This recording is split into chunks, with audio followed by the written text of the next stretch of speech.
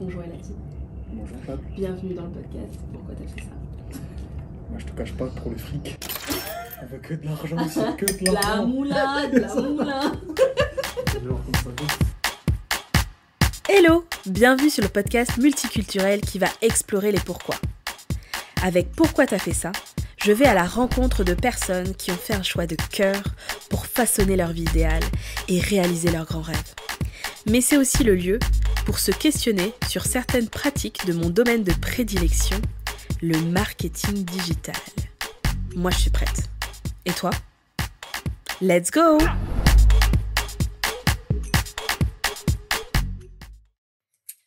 Bonjour Eladine, Bonjour Jade. bienvenue sur le podcast Pourquoi t'as fait ça? Merci d'avoir accepté mon invitation, d'être dans les premiers invités.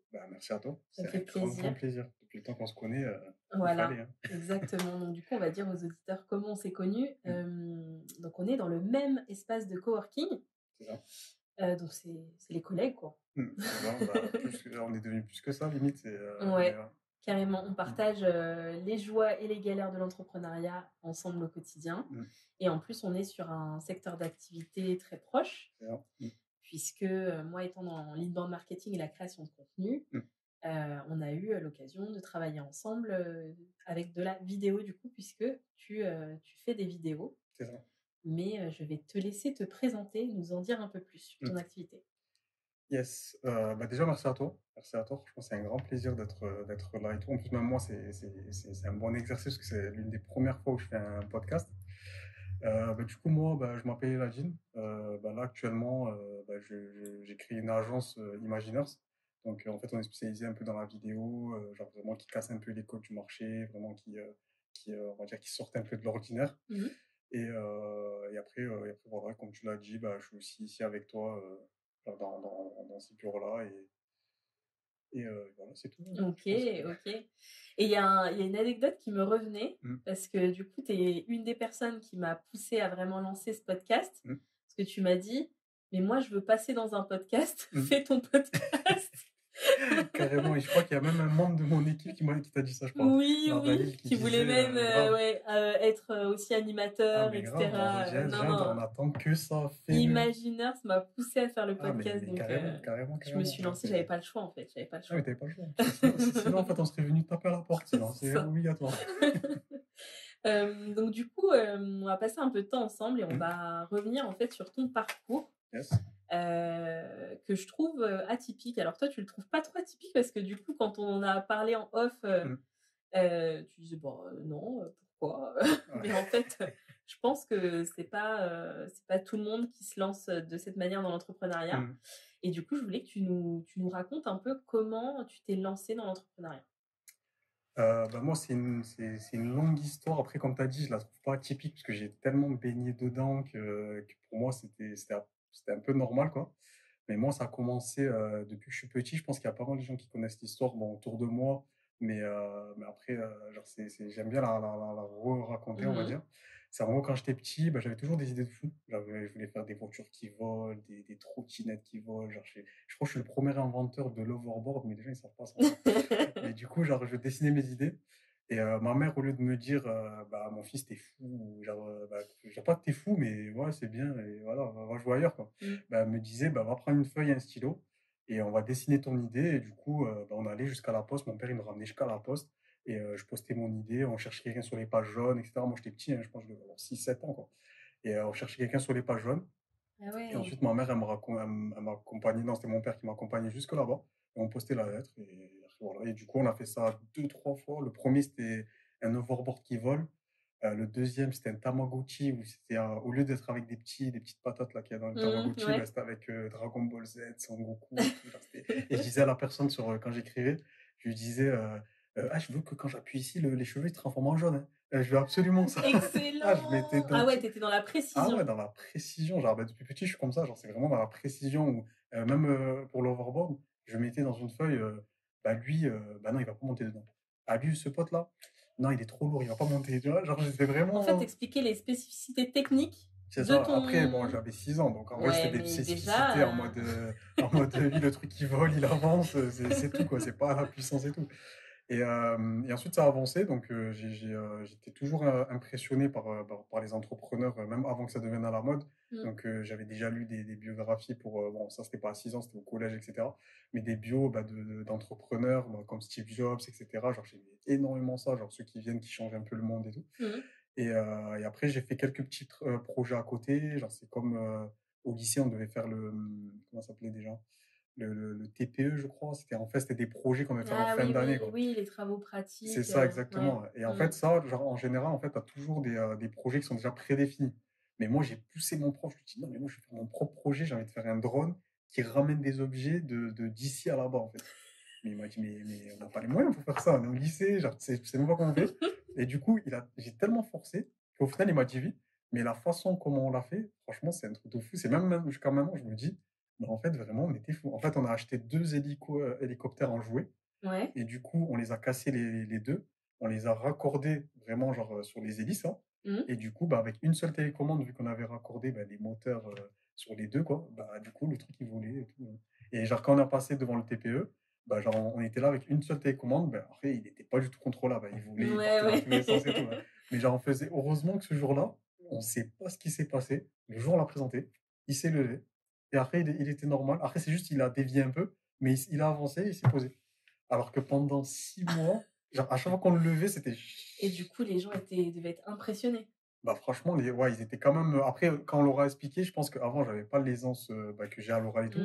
Donc, on va dire ils étaient impressionnés pour se dire que, ah ouais, ils ont fait un système D, mais franchement, je crois que j'ai même les vidéos et tout. Genre, on avait mis un genre de bout de carton au milieu avec des crayons et on disait, ouais, ben là, on va le commander pour qu'il vous ramène le crayon. Bon, ça n'a pas marché. Hein. Le truc, il a volé, après, il s'est posé direct.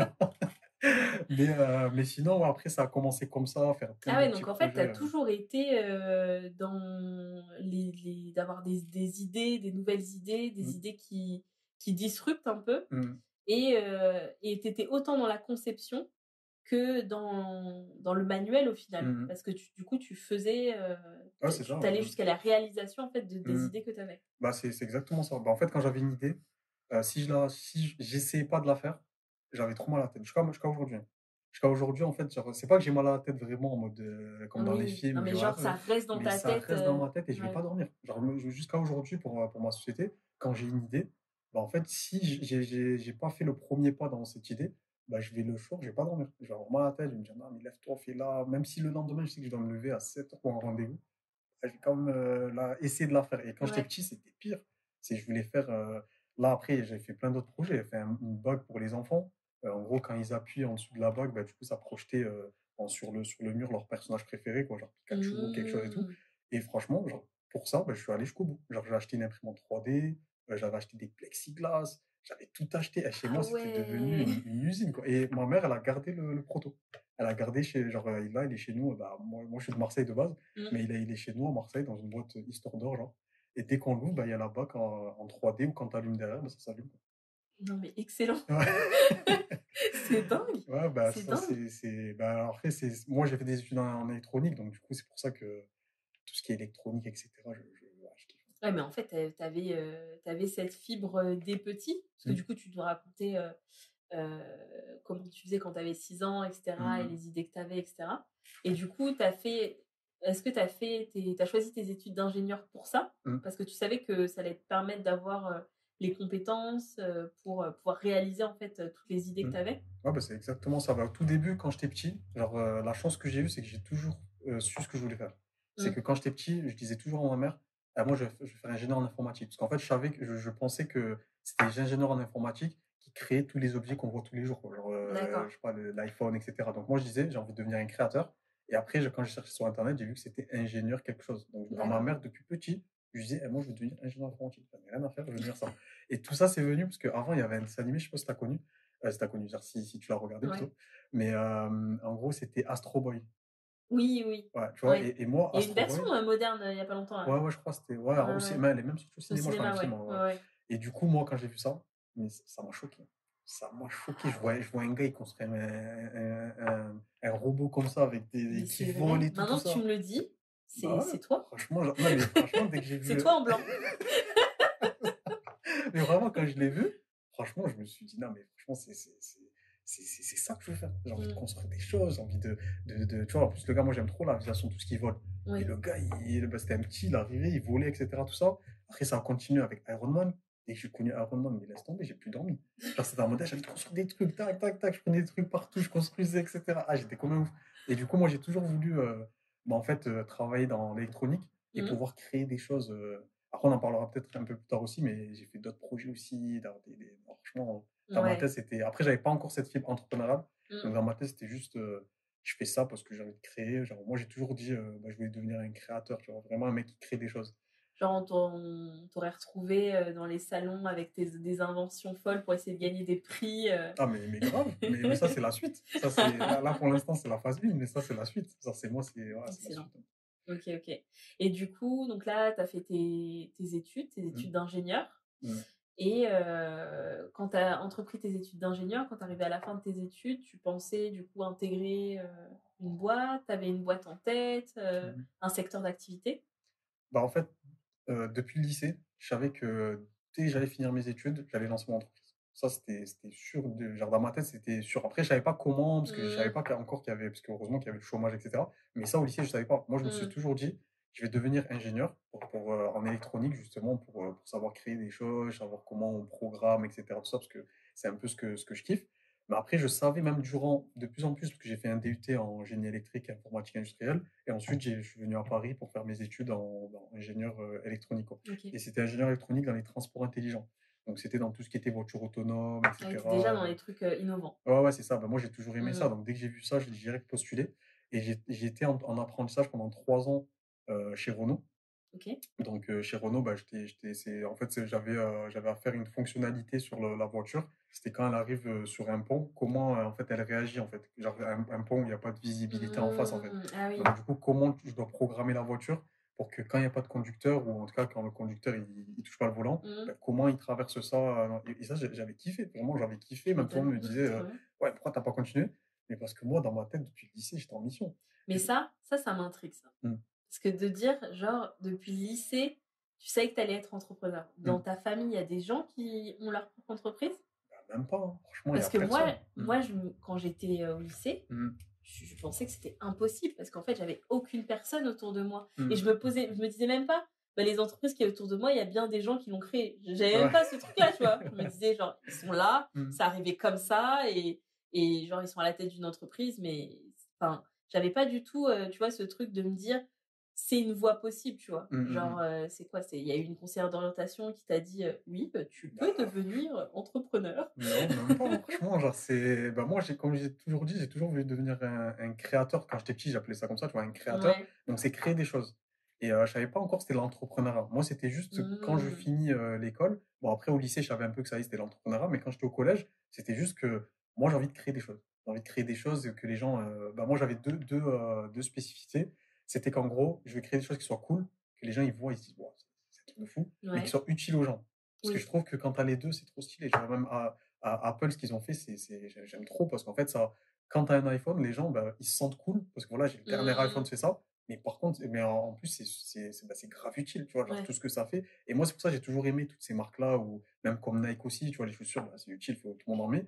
Mais ils ont rendu le truc aussi cool, tu vois. Et moi, c'était un peu ça, je voulais créer des choses qui soient cool. Et c'est à partir du lycée que là, j'ai commencé à apprendre sur Google, etc., qu'en fait, c'était l'entrepreneuriat. En fait, les gens qui créent des choses, c'était en majeure partie l'entrepreneuriat. C'est des gens qui créent des choses. Voilà, ils ont vu un besoin quelque part. Ok, je vais créer quelque chose et je le fais, quoi, tu vois.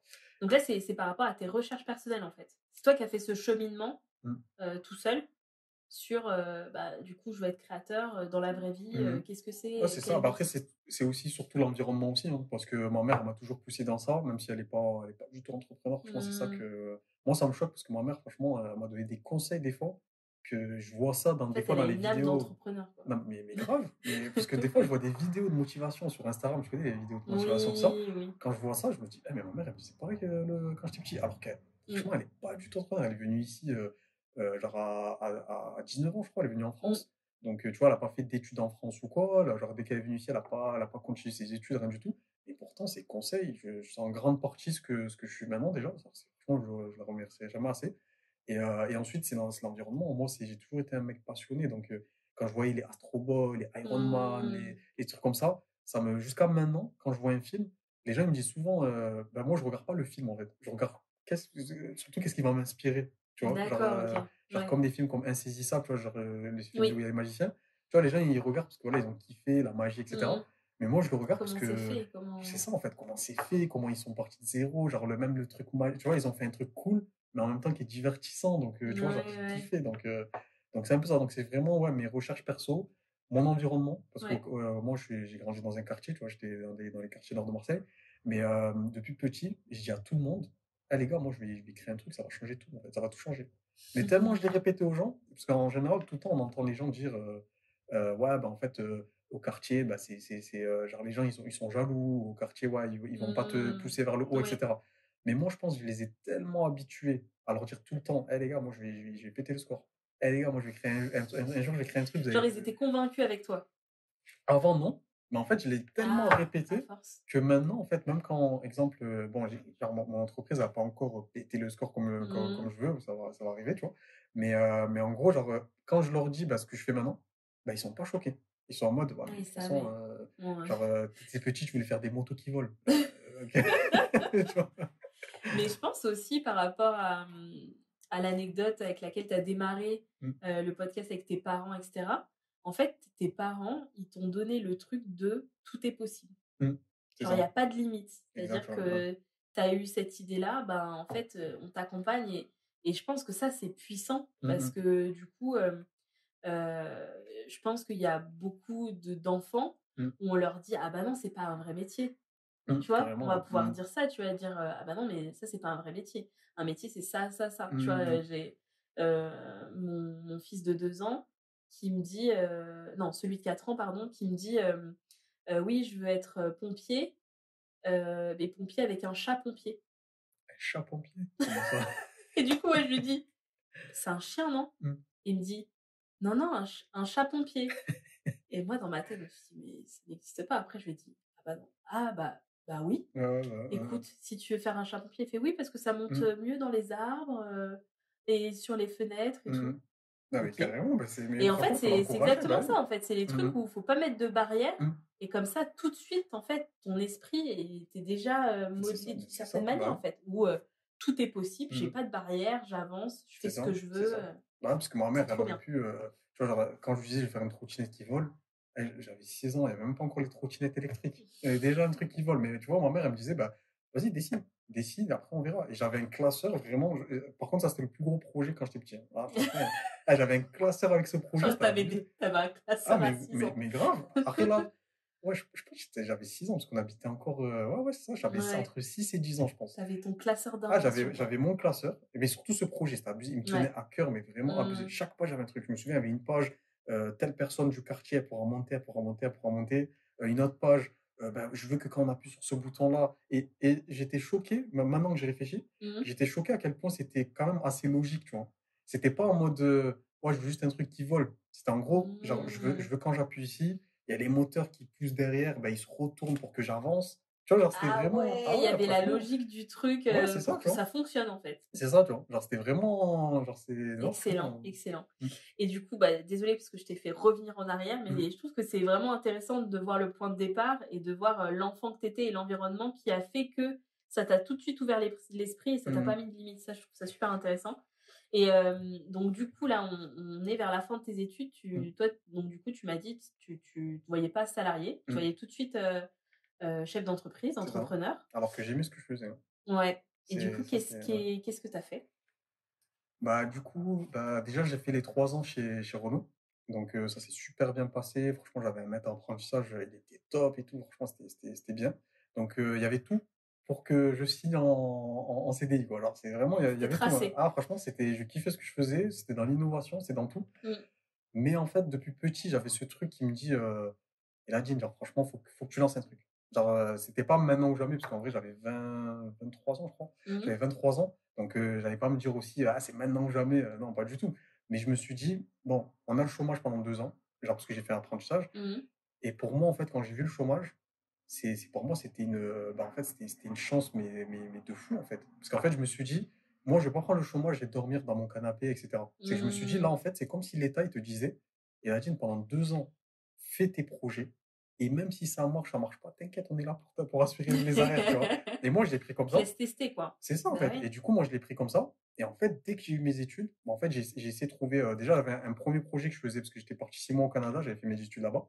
Et en fait, j'étais en train de développer un projet. C'était un genre de jeu vidéo un peu innovant où tu avais un bracelet connecté qui était connecté au jeu, etc. Tout ça. Ok. Et je l'avais fait. J'avais déjà fait le premier proto. J'avais pas fait vraiment le T'es jeu. déjà dans le métavers.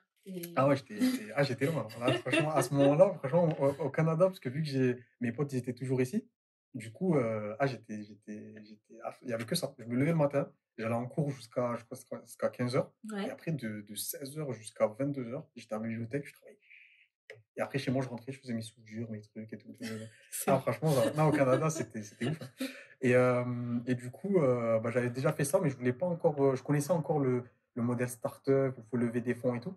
Mais je sais pas, ça m'avait pas forcément intéressé. Je me suis dit, vas-y, tu connais pas assez dans l'entrepreneuriat. Donc, te lance pas dans un projet de vie comme ça, parce que pour moi, c'était vraiment un projet de vie. C'est un projet que si je lance, je le lance et genre, c'est pas à vie, mais c'est vraiment un truc qui va me porter grave. Et j'estimais que j'avais pas encore d'expérience pour me lancer dans un projet comme ça, quoi. Et du coup, j'ai essayé de trouver une autre idée. Et le hasard a fait que j'étais en classe avec 3 potes à moi, donc qui sont devenus, limite, là, maintenant, c'est devenu mes frères, quoi. Genre, vraiment, on s'entend très bien. Et il y en avait un qui avait une idée dans l'électronique automobile. Et du coup, moi, je me suis dit, OK, genre, lui, je fais ça en freelance, ça marche plutôt bien. Et du coup, il va accélérer le truc. Et du coup, vu qu'il a vu que moi, j'étais assez déterminé dans l'entrepreneuriat, moi, tout le temps, je motive. En fait, moi, j'aime trop motiver les gens. C'est dès qu'il y a quelqu'un même, il n'y a pas plus tard qu'il y a une semaine, il y a une créatrice de contenu qui est venue me voir, elle m'a dit, ah, je manque de confiance en moi et tout. Et moi, quand je vois ça, je me sens obligé limite de lui dire, mais non, mais qu'est-ce que tu racontes et tout, là, là, là. Et là, ce vendredi, on doit faire un tournage avec elle. Justement, pour lui Excellent. montrer que Ouais. non, il faut que tu aies confiance en toi, tout ça.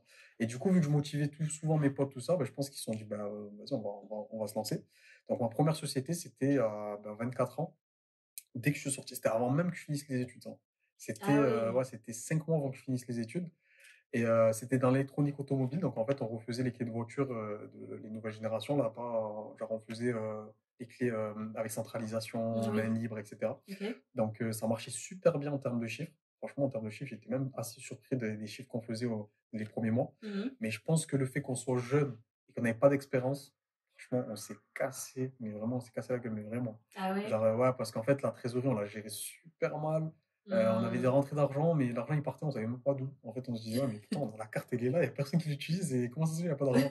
Ouais, mais pourtant, on savait pas, tu vois, genre, il y Ah avait ouais, plein non, de trucs ça, comme la ça. gestion financière d'une Mm. entreprise, c'est quelque chose quand même. Ah, mais grave. Genre, je crois que c'est toi qui m'avais dit en plus, c'était la Oui, première raison. ouais, c'est la première raison de faillite des entreprises, en fait. Mais grave, C'est mais la gestion on l'a vu, financière. ah ouais, on l'a vu direct. Et du coup, j'ai lancé ça avec eux, ça a duré 1 an. Et même si à la fin, on a dû arrêter parce qu'il y a eu plein de décisions. Parce qu'en fait, vu qu'on s'est lancé, on était déjà un peu frères, on va dire. Il y a eu plein de non-dits. Genre, des fois, il y avait des décisions que des potes à moi prenaient, que vu qu'on voulait son bien, mais qu'on passait pas forcément à l'entreprise, on disait, ouais, ouais, t'inquiète, t'inquiète. Mais en fait, on savait que pour l'entreprise, ça allait être mort, tu vois. Ouais. Et du coup, après, les décisions ont été prises, mais je pense que c'est parce qu'on n'avait pas assez d'expérience dans ça. Mais dans tous les cas, quand on se reparle maintenant, tu vois, on est toujours amis, toujours potes, on s'entend. Mais c'est fou que cette première expérience, parce qu'en fait, c'est un crash test sur tout. C'est-à-dire que c'est la première fois que tu es dans l'entrepreneuriat. Tu entreprends à plusieurs. Ça, c'est déjà une difficulté, entre guillemets, tu vois. Carrément. Et en plus, tu entreprends avec des frères, genre des amis proches, tu vois. Donc, du coup, c'est vraiment... je pense que tu as fait vraiment le crash test. Après ça, tu pouvais pas te mettre dans une difficulté plus grande, en fait. Après, je pense qu'il y a des difficultés plus grandes, mais c'est vrai que là, c'était vraiment pour un abusé. début, c'est quand même... Sachant qu'on faisait quoi? On a pris des décisions de fou. Je crois, dès le début, on a commencé, on a loué un camion, alors qu'au début, on n'avait pas d'argent, rien. On a loué un camion, je crois, on le payait 2400 € par mois. Donc déjà, chaque mois, on avait une pression de fou. Et tu vois, et bizarrement, genre, on les payait. Tu vois, c'est que, et tu vois, on n'avait même pas 2 mois d'entrepreneuriat, donc ça veut dire de lancement, tu vois. Donc c'est que la société a fonctionné quand même, a ramené des sous. Mais après, tu vois, c'est ce genre de décision aussi qui a fait que ça l'a pas fait, on n'a pas été accompagné aussi, on n'avait pas vraiment un bon expert comptable. Il y avait plein de trucs, mais franchement, c'était dingue, parce que moi, je me levais, moi, j'étais à Massy, eux, ils étaient tout au nord de Paris, ils étaient tout ce qui est Drancy, etc. Tout ça. Donc tous les jours, c'est moi qui avais le camion. Donc, tous les jours, je faisais 1h30 de route. Donc, je me levais à 7h ou 8h et je partais de là-bas vers 22h, 23h. Je Ouais, faisais c'était des des journées de fou. journées. Parce qu'en fait, on avait un camion et on tournait partout, en fait. Donc, on Ouais, sur tournait, toute on l'île de tournait. France. Ah ouais, toute l'île de France. On tournait, on tournait. Des fois, on avait des interventions qui duraient jusqu'à 3-4 heures du matin. Parce que, justement, genre, on voulait réussir l'intervention. On se disait, ah, il faut qu'on réussisse. Parce qu'on était tous ingénieurs. Donc, du coup, Ah dès qu'il y a un truc qui oui. ne va pas, on veut tous Ah réussir, tu ouais. vois. Donc, du coup, ouais, mais franchement, pendant un an, c'était dur. Franchement, c'était super dur. Mais tout ce que ça m'a appris, en tout cas, je pense que c'est pour C'est ça ce que j'ai que ma j'allais discipline, dire. hein, C'est voilà. ce que j'allais dire. J'allais dire que du coup, cette expérience, tu as pu en tirer des leçons Mhm. de malade, en fait. Ah, Parce que mais grave. Franchement, tu as même eu à un titre. espèce de concentré Mhm. de l'entrepreneuriat. Mhm. Et vu que toi, de toute façon, c'est ce que tu voulais faire, c'est Mhm. ce que tu veux faire. C'est ça. Donc, du coup, tu as pris toutes les leçons qui t'ont permis de créer, Mhm. du coup, derrière ta structure. Ça, derrière, tu as créé ta structure tout de Ouais, c'est suite. ça, en fait. En fait, pendant bah là, la structure, les Imaginers. Donc, on peut me dire souvent que, ouais, mais de base, tu voulais faire des trucs genre électroniques, faire des Mmh. Ironman, tout ça, et au final, je fais de la vidéo. Mmh. Mais en fait, l'histoire, elle a pas forcément commencé comme ça, où je me suis dit, je me suis levé un matin, ah, je vais faire de la vidéo, tu vois. Genre, c'est vraiment, pendant qu'on était bah, ça s'appelait Deliverclay, justement, la première société. Ok. Pendant qu'on était dedans, on n'arrivait pas à se dégager un salaire. Mais ça va, heureusement, on avait le chômage, tu vois. Mmh. Et à un moment, ben, moi, je me suis dit, c'est quoi, il faut que je trouve un truc à faire à côté. Parce que si je compte que sur Deliverclay, ça va me rémunérer, mais peut-être dans un an, vu comment on Mmh. gère la société, il y a moyen que c'est chaud, quoi, tu vois. Et de là, moi, j'ai commencé, j'ai toujours été quelqu'un de très créatif, genre vraiment que ça soit dans la vidéo, même dans le dessin, ou même dans trouver des idées. J'ai toujours été quelqu'un qui trouve beaucoup d'idées dans quel que soit le domaine, on va dire, même des fois dans la mode. Genre, des fois, je suis avec un pote à moi qui est dans le textile. Mmh. Je suis avec lui, on brainstorm juste sur des idées de t-shirts.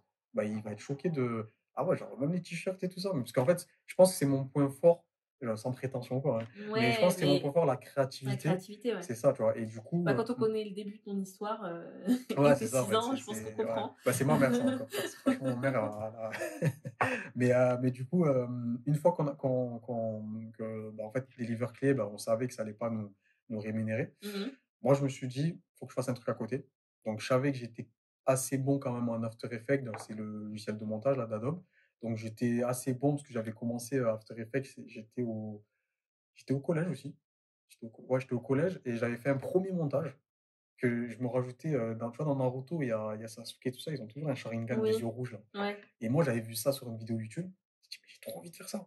Et du coup, je suis parti, je regardais les tutos en indien et tout. Eh mais mec, Hmm. au collège, moi je faisais rien au collège à part suivre les cours. Toi, t'avais 1000 vies. Genre, tu voulais refaire ça, refaire ça. Mais au collège, j'étais une pile électrique. Franchement, j'étais une pile électrique, je m'arrêtais pas. T'as pas de l'hyperactivité, non quelque Bah, chose comme ça. peut-être qu'avant, peut-être, hein. Franchement, je te cache pas que c'était affolant. Là, je me levais un matin, mon moto qui vole. Je vais me rendormir, je vais me réveiller. Bah, vas-y, je vais me rajouter un Sharingan. Allez, je fais ci, je fais ça, je fais ça. Non, mais c'était dingue. Excellent. Après, peut-être que c'était pas. Ouais, au collège, c'est ça, c'est 5e, 4e et tout. Ouais, Ouais, bah, ouais. c'était au collège. Ouais, c'était au collège. C'est ça. Du coup, parce que je crois que j'étais en 5e, je crois, quand j'avais fait le montage, là, avec les yeux, tu vois. Mais tout le monde va se sentir feignant, tu vois. Genre, Non, mais en justement, t'entendant. parce que là, parce que genre, je te raconte ça condensé, tu vois. Oui. Mais sinon, genre, en mode, c'était dans des laps de temps, tu vois. Et du coup, c'est à cette période-là que tu as appris After Effects, qui Ouais, c'est est un ça. logiciel d'animation, c'est ça? Ouais, c'est un peu ça, ouais. En fait, c'est le logiciel de post-prod. Normalement, genre, c'est vraiment, tu fais que la post-prod, genre sur ce logiciel, mais moi, j'utilise vraiment pour faire même les montages, pour faire un peu tout, en fait, tu vois. D'accord, ok. Mais du coup, j'ai appris After Effects, mais j'ai pas appris, en fait. C'est vraiment que j'ai vu qu'il fallait utiliser After Effects, donc je l'ai craqué, donc c'était à l'ancienne, je l'avais pas payé, donc je l'ai craqué. Et ensuite, Ça j'ai ne juste. sortira pas de ce podcast. Voilà, genre, désolé Adobe, hein. Non, c'est prescrit, c'est prescrit. Voilà. Mais du coup, ensuite, bah, moi, j'ai juste regardé le tuto. Mhm. Et en fait, j'ai juste refait le tuto. Donc, en fait, je comprenais pas After Effects. Mais c'est juste, j'ai regardé le tuto. J'ai Ok. regardé ce qu'il faisait le gars pour lui, se rajouter un Sharingan pour lui. Et Ouais. du coup, je l'ai fait pour moi, tu vois. Et après, je l'ai fait une fois, j'étais content, j'ai montré ça à mes potes. Tu connais Lego, c'est Oui, toujours ça, en fait. C'est Lego en mode, regardez ce que j'ai fait. Oh, c'est trop bien. Ah, ouais, ouais, ouais. Et après, une fois qu'ils ont dit c'est trop bien, ça, j'ai laissé After Effects, j'ai désinstallé et c'est fini, tu vois. C'était que par phase, tu vois. Et après, j'ai repris After Effects, c'était en DUT. Donc là, c'était pour faire un petit montage pour l'école. Donc c'était D'accord. vraiment très classique. Je l'ai fait une fois et je l'ai remis à la poubelle, pareil. Mhm. Et encore une fois, après en école d'ingé, il fallait faire une genre de pub. Tu vois, c'est marrant parce que Genre, à l'époque, je savais pas du tout que j'allais me lancer dans la vidéo pour les réseaux sociaux, tu vois, mais vraiment pas du tout. C'est là, on s'est juste dit, on va faire une vidéo pub, parce que c'était une simulation d'entreprise, tu vois. Ah oui, ok. Et moi, mais franchement, si on m'avait dit, ouais, un jour, tu vas lancer une entreprise dans la vidéo, mais j'aurais dit, ouais, mais je crois pas, moi, c'est trop l'innovation, c'est le truc et tout. Nan, nan.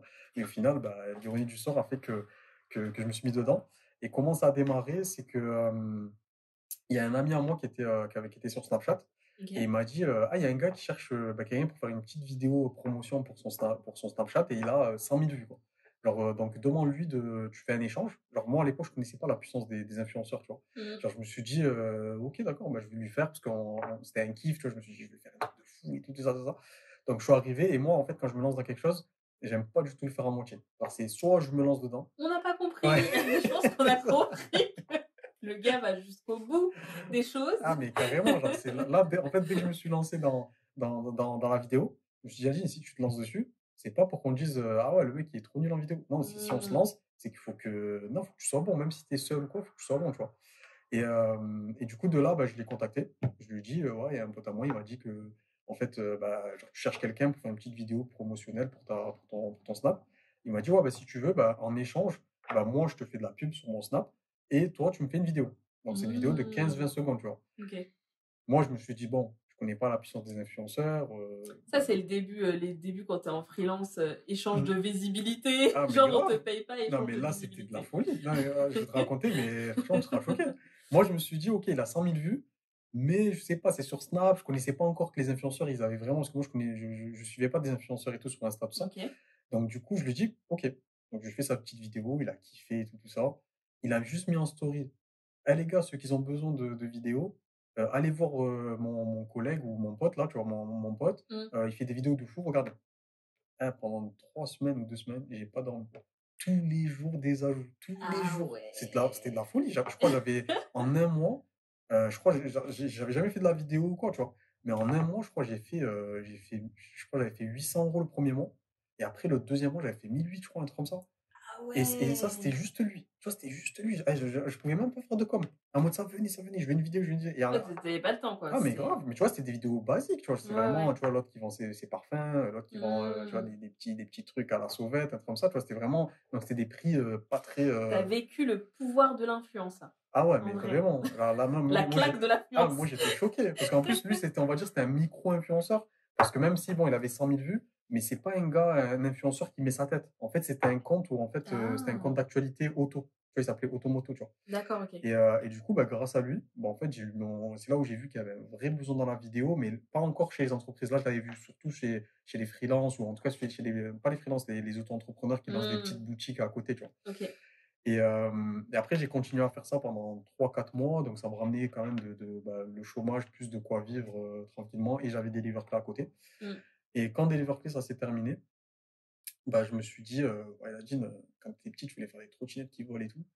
Et là, tu fais des vidéos à 50 balles, quoi. En fait, je me suis fait une claque, tu vois. Je me suis dit, bon, c'était bien et tout, mais là, en fait, tu vas dans un endroit où. Ouais, c'était pas ton ambition première, quoi.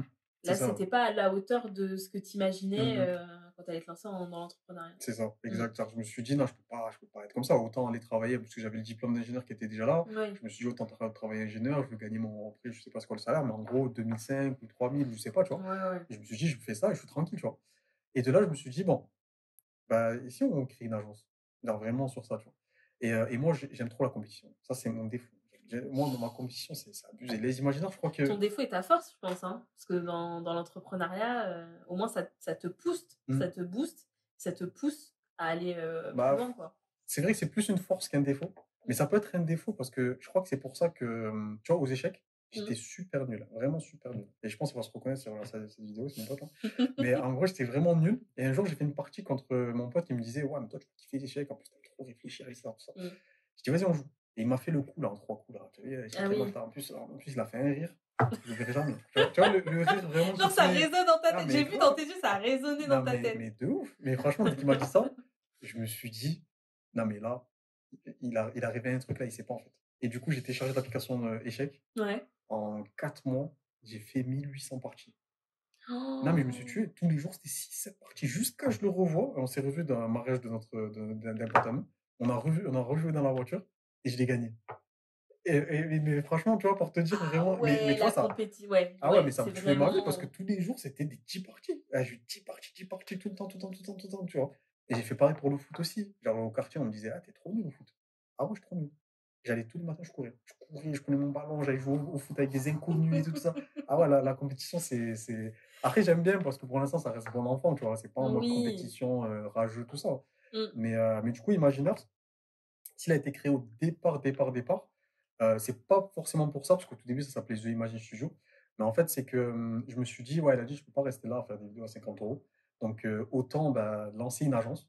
Mais au tout début, je savais pas que c'était un milieu super concurrentiel. Tu vois, moi, Mm. j'étais un novice, j'arrivais avec mon sac à dos. Oui, bonjour, j'ai créé mon agence. Tu vois, genre, donc, c'était Tu pas fais ça, des tu vois. vidéos, tu pensais que t'allais aller tout seul. Genre, Mais après, de t'as fou. vu la foule, t'as fait ah, d'accord. Carrément. Franchement, moi, j'étais sur Snapchat tranquille. Tu vois, je faisais mes petits minutes et tout. Ah, c'est trop bien, vas-y, je vais lancer mon agence. Eh, je me suis pris une claque incroyable. Franchement, j'ai lancé mon agence déjà, ça s'appelait The Image Studio au tout début. Mm. Donc, j'avais pas vraiment de proposition de valeur. En gros, c'est juste je lance mon agence et je fais des vidéos. C'est tout. Là, tu voulais faire des vidéos à plus grande échelle, Mm. toucher des personnes qui avaient plus de budget. C'est ça, ouais. Et du coup, ouais. Exactement. Moi, c'était un peu ça parce que je me suis dit, faire des vidéos à 50 euros, ça va 2 secondes, quoi. Tu vois, genre, ça va 2 secondes, c'est C'est pas ce clair. qui va me faire vivre. Là, ça va me ramener des petits sous à côté, mais c'est pas ça qui va me faire vivre. Et du coup, j'ai lancé mon agence. Donc, j'ai vu que c'était un marché super concurrentiel. En plus, il y avait des gros acteurs qui venaient de rentrer. Moi, je kiffais les choix, je kiffais les voir. Je me suis dit, c'est bien parce que ça me fait de la compétition, même si eux, ils sont 30, 40 Mm. personnes. Mais je vais tout faire pour que même si on est 5, en fait, que les gens, ils se disent, ah ouais, mais eux, ils sont 15 ou 20, tu vois. Et de là, je me suis Mm. lancé au début. Les 3 premiers mois, c'était super dur. Vraiment, c'était de la folie. Vraiment, genre, Et là, j'avais. pour qu'on soit dans la chronologie, c'était quand? C'était il y a combien de temps là? Ça, c'était il y a 2 ans, ça. Non, mais c'est pour qu'on resitue par rapport. Parce que là, tu racontes ton histoire, il y a Mmh. plein de péripéties. Ouais, j'avoue, Mais en fait, ça s'est passé en très peu de temps, en ouais, ça fait. en très peu de temps parce que j'avais encore mon chômage. Donc, du coup, si on récapitule, c'est que j'ai fait mon lycée, mon DUT. En école d'ingénieur, c'est là où j'ai fait mes petits projets à côté, le jeu, Mhm. etc. Tout ça. Dès que j'ai fini mon lycée, mon école d'ingénieur, j'avais 23, 24 ans. On avait déjà lancé les Deliver Clés. Au Mhm. bout d'un an, bah, du coup, ça n'a pas marché. Mhm. Et moi, j'ai lancé directement après The Image Studio. Donc, non, même pas, c'était pas The Image Studio, c'était d'abord le projet sur Snap. Donc Oui. sur Snap, donc du coup, ça a duré 6 mois. Et il me restait du coup 6 mois de chômage. Parce que c'était un an et demi D'accord, après, tu vois. ok. Ouais. Et de là, je me suis dit, bon, ok, il me reste 6 mois de chômage. Donc là, c'est encore un cadeau de l'État qui te dit, bah, fonce, fais tout ce que tu veux, en tout Mhm. cas en termes de projet, et ensuite on verra où ça t'emmène, tu vois. Et j'ai lancé l'agence. Donc pendant les 2, 3 premiers mois, c'était super dur, parce que j'avais encore mes clients sur Snapchat pour vivre au moins. Mhm. Euh, mais après, c'est vrai que j'avais aucun client en mode agence, tu vois. Mais vraiment aucun, tu vois. Alors, c'était trop dur. Ok. Les gens ils me disaient, ouais, mais il y a plein de gens qui font la vidéo. Ah ouais, mais vous êtes trop petit. Ah ouais, mais nanani. Ah, ouais, ah, c'était trop dur. En plus, il fallait apprendre la prospection, il faut apprendre le commercial. Ah, tout ça, c'était nouveau pour moi. Parce Mais que sur oui, Deliver bah Clé, c'était oui. pas ça qu'on faisait, tu vois. Et puis sur Snapchat, du coup, ça venait à toi, en Mais fait, grave, donc bah t'avais oui, pas genre, je prospecté. prospectais jamais. Mhm. Donc là, dès qu'il y a eu ça, je me suis pris une claque. Je me suis dit, ah ouais, mais il faut prospecter. En plus, moi, j'avais pas de réseau, j'avais pas d'argent. J'ai Mhm. lancé The Image Studio avec 500 euros. Les gens ils me disaient, sérieux, tu lances une agence de création de contenu avec 500 euros? Tu crois que tu vas aller où comme ça? Et moi, ça me booste trop Quand ça. tu fais le capital social, moi aussi, hein, je mets 1000 euros. Mm. Mais genre, t'as l'impression quand tu le dis, quand tu crées ton entreprise, tu le dis, genre, le gars, il te regarde trop de côté, genre, elle a Non, mis mais 1000 euros grave. de capital Non, mais, mais, social. mais grave, franchement, moi, je me sens ça. Moi, j'ai mis 500, tu vois, c'est encore pire. C'est vraiment en mode le gars, il a trouvé ce qu'il avait dans la poche. Allez hop, je mets tout, tu vois. Donc, j'ai ouvert ça avec 500.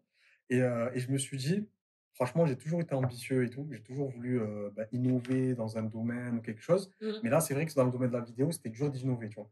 Mais je me suis dit, il faut que je le fasse, il faut que j'innove, parce que si je le fais pas, franchement, genre, en fait, ça va pas m'épanouir, en fait. J'ai pas Mhm. envie juste d'être l'agence du coin qui fait des vidéos Oui. et basta, Mhm. tu vois, genre, ça m'intéresse pas, moi, ça. Et du coup, j'ai dit, bah, qu'est-ce que je peux apporter, en fait, dans la vidéo? Qu'est-ce que je peux faire? Et je sais pas si tu vois Zaking, tu vois, le gars qui fait des vidéos super magiques et tout sur YouTube, sur Non, ça me dit rien, TikTok, tu vois, j'ai genre, c'est regardé. Zaking, voilà, genre, tu vois, en Mhm. gros, c'est un gars, il a fait le buzz, tu vois, je crois même c'est le 4e TikToker le plus suivi au monde, et même avant sur YouTube, il avait fait le buzz de fou, parce qu'en fait, il fait des vidéos qui sortent trop de l'ordinaire. Quand tu regardes, tu vois, c'est le gars, il va sortir ton écran, tu Ah, vois, il va ok. mettre une paille dans l'écran de ton ordi, et il va boire de l'eau, tu vois, dans l'écran. Tu sais, il va Ok. faire des trucs vraiment, tu te dis, mais comment il a fait ça? Et à chaque Mhm. vidéo, c'était comment il a fait ça. Et moi, je me suis dit, moi, j'aime trop les trucs qui sont innovants comme ça et tout. Et il n'y a pas encore d'entreprise même des agences qui communiquent comme ça, alors que les gens, ils kiffent ces vidéos-là. Genre, moi, quand je les vois, je kiffe. Genre, je suis là, je suis en kiff total, tu vois. Je me dis, putain, Ouais, la partie divertissement mais... de pur, quoi. Au-delà de... Après, tu vas vendre pour... ton métier, c'est vraiment en mode performance, générer des ventes via la vidéo. Mais là, il y a la partie divertissement que tu voulais mettre en avant, en fait. C'est ça, le côté plus c'est pas forcément que divertissement, mais le côté où, en fait, où on sort de l'ordinaire, en fait. Parce que les gens, en fait, c'est ça, même sur les réseaux. Ils consomment tellement de contenu que ça, on en a marre de voir tout à les mêmes marques. Ah, vous voulez acheter ça, achetez ci. Ou la personne, ah, vous ne devinerez jamais ce que j'ai acheté hier, j'ai acheté ça et ça a trop bien marché. Tu vois, les gens, ils en ont un peu marre de voir un peu tout le temps le même type de pub, tu vois. Et moi, je me suis dit, pourquoi genre ne pas jouer sur ces codes-là qui sont grave appréciés dans le grand public avec Zacking, etc. Et les mettre pour les marques, en fait. Genre, je suis sûr que ça pourrait marcher de fou. Et j'ai fait ça avec une vidéo Conto, je crois que tu la connais, tu vois. Je la connais. Et c'est une vidéo, franchement, qui a super bien marché. Genre, franchement, genre, je l'avais fait. Genre, en fait, c'était, je prenais une carte bancaire. Je mettrai le lien, elle est sur ton site? Ouais, c'est ça. Genre, pas sur mon site, là, elle est sur LinkedIn. Mais sur je mettrai le lien du post, ouais. Carrément. Et cette vidéo, elle a bien marché. Parce que ça reprenait un peu ce côté, on sort de l'ordinaire, tu vois. C'est vraiment, on prend la carte, on la met dans l'écran, on récupère un objet dans l'écran de l'ordi, on le met en mode magique et tout. Et ça a tellement bien marché. Et à l'époque, j'étais même pas 500 relations, tu vois, 500, 400 relations. Dès que j'ai mis cette vidéo, je suis vite monté à 1100, 1200, 1300. Genre, tu vois, les gens. Et c'est là où je me suis dit. Sur LinkedIn. Ouais, sur LinkedIn, tu vois. Et c'est là où je me suis dit, en vrai, il y a quelque chose à faire. En vrai, il y a quelque chose à faire. Il y a, genre, et j'ai vu toutes les agences qui communiquent, même si des grosses agences, il n'y a pas ce côté où si tu as envie vraiment de sortir du lot, de faire des trucs un peu qui sortent de l'ordinaire, vraiment qui vont se connecter vraiment avec les internautes, il n'y avait pas encore cette agence-là, tu vois. Et moi, du coup, j'ai voulu être un peu l'agence un peu anticonformiste, un peu l'agence qui, si tu viens chez Imaginers, en fait, on va trouver des sites de fou que ton audience va kiffer, en fait. Genre, les gens, ils vont kiffer. Et on l'a fait. On l'a fait plusieurs fois. On l'a fait avec Conto. Ça a super bien marché. Le community manager de Conto, il a liké, il a commenté. Du coup, ça a explosé les commentaires par rapport à ce que j'avais avant, tu vois. Et ça a commencé à faire mon petit réseau. Genre, je faisais mon petit réseau comme ça. Et après, voilà, on a continué, on a fait ça pareil avec Tommy Hilfiger. Et même Tommy Hilfiger a commenté la vidéo.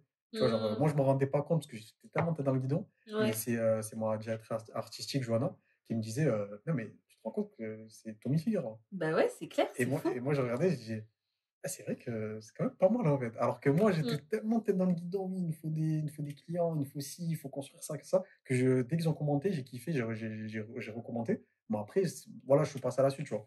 Mais du coup, c'est vraiment que ce type de contenu, en fait, il plaît, tu vois, genre le contenu où... Et c'est vrai que ça, c'est aussi le pouvoir de la création de contenu, parce que tu disais, en fait, moi, j'ai commencé l'entrepreneuriat, mais j'avais pas de réseau, rien.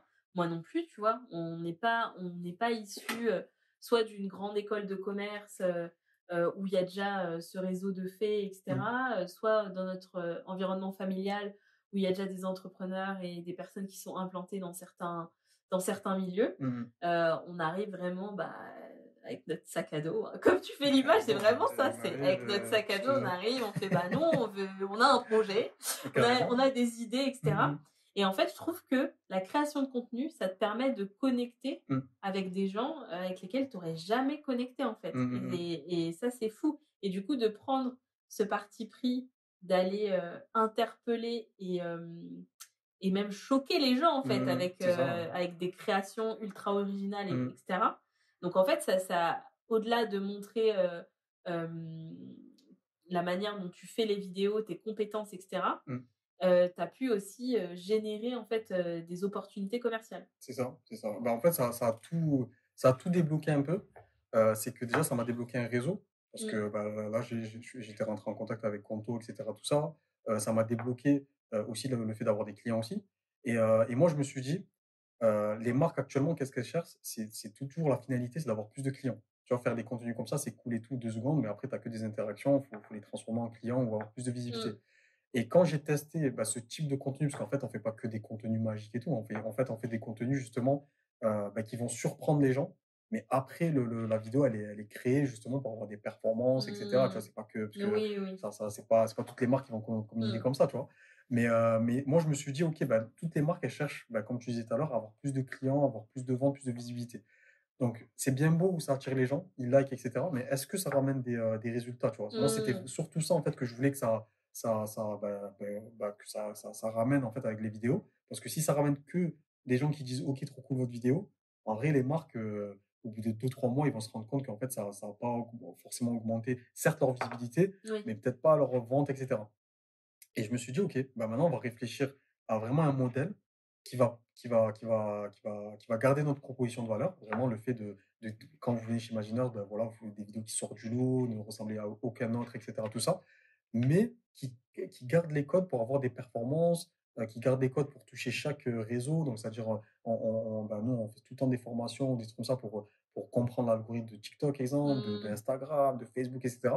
Et les deux combinés fait que, d'une, dès que la personne elle scrolle, ben hop, elle voit un truc magique ou quelque chose en tout cas qui la surprend et c'est pas que des trucs magiques, tu vois, comme avant-hier, on a fait une vidéo assez drôle, tu vois, genre celle que je t'ai montré tout à l'heure, tu vois, c'est vraiment une vidéo où, genre, là, c'est de la comédie, tu vois, il y a pas de magie et rien du tout, mais c'est de la comédie, donc même ça interpelle les gens. Mais ensuite, trouver un concept original, quoi. c'est ça, exactement. C'est surtout ça le truc. C'est quand je parle de magie, parce que c'est ça qu'on a fait avec Conto, mais sinon, c'est surtout des concepts vraiment originaux qui arrivent à capter l'attention. Et ensuite, une fois que tu as capté l'attention, bah après, la personne, elle va pas faire que des trucs magiques du début jusqu'à la fin. Si tu captes l'attention, et après, là, tu es obligé de faire appel à des experts de Facebook, d'Instagram, etc., pour te dire, OK, bah, faut mettre ce script-là, faut mettre ça en place pour que les gens, bah, ils puissent aller sur le site à la fin, ou pour qu'ils puissent faire ça, etc. Parce que le problème que j'avais au début de Imaginers, donc The Imagine Studio, c'était la partie vraiment la pré-agence quand j'avais pas en proposition de valeur. Et là, tu étais seule, parce que là, tu nous parles de ta directrice artistique,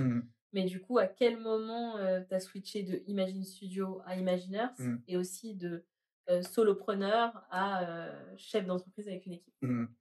En fait, The Imagine Studio, j'étais seul. Donc, j'ai lancé l'agence, j'étais tout seul, comme je dit, voilà, 500 €, voilà, tout seul, tout ça. Donc, c'est à ce moment-là où je galérais un peu, quoi. Genre, où j'arrivais pas à trouver des clients, j'avais quelques petits clients par-ci par-là, mais ma proposition de valeur, elle n'était pas du tout ouf. J'avais jamais travaillé dans une agence de pub ou une agence vidéo, donc je savais pas c'était quoi les process, donc j'ai vraiment appris dans le tas, donc j'étais tout seul. Et après, c'est à partir de septembre 2021, je crois. Donc là, ça va faire un an, là, que c'est passé en mode Imaginers, quoi. C'est vraiment passé en mode Imaginers. Et quand on est passé en mode Imaginers, c'est à partir de ce moment-là qu'on a commencé à, même si elle n'était pas encore claire, c'est qu'on a commencé à changer la proposition de valeur. OK, on s'appelle les Imaginers. Et pourquoi le nom Imaginers? C'est que, bon, c'est une petite aparté, mais en fait, moi, j'aime trop Disney, tu vois. Genre Disney, genre, j'aime trop ce qu'ils ont créé. Pas forcément Disney, les Disney, mais ce qu'ils ont créé, le fait L'entreprise Disney. Ouais, l'entreprise Disney, le fait qu'ils arrivent, ils ont créé les Mickey, les parcs d'attractions, et ça a toujours été novateur, tu vois.